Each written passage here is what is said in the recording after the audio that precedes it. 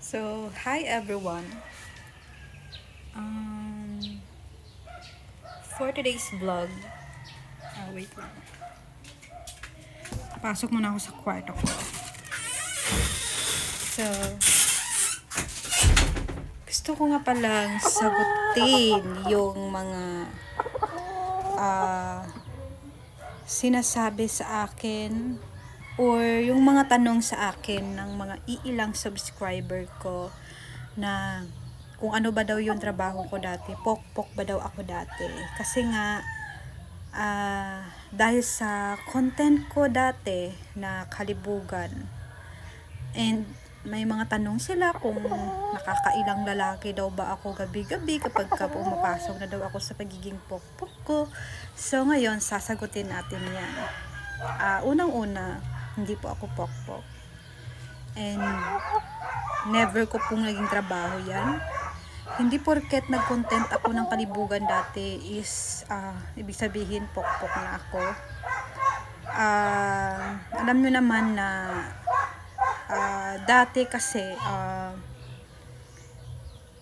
tawag niyan, hindi kasi tayo artista na makahakot agad-agad ng mga subscribers, views. So I have decided na mag-content ng kalibugan kasi yun din kasi yung nakita ko dati sa mga kapwa ko. Kasi may mga mas nauna pa kasi sa akin, and nakita ko kasi na ang dami nilang views, mabilis silang makahakot ng subscribers.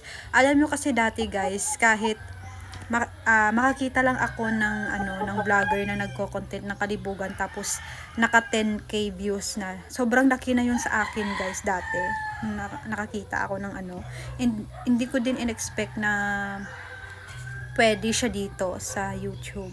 Kaya sabi ko, itatry ko na mag-content ng ganun kahit alam ko na nakakahiya, no? Kasi nga kalibugan. Tapos the way kasi ako magkwento before is parang experience ko siya.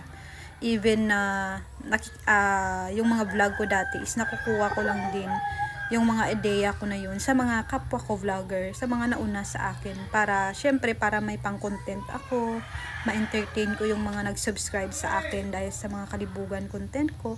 So yun lang. So wala na akong paki kung ano man yung tingin niyo sa akin, wala na akong paki doon. So yun lang. So andito ngayon sa harap ko yung manok.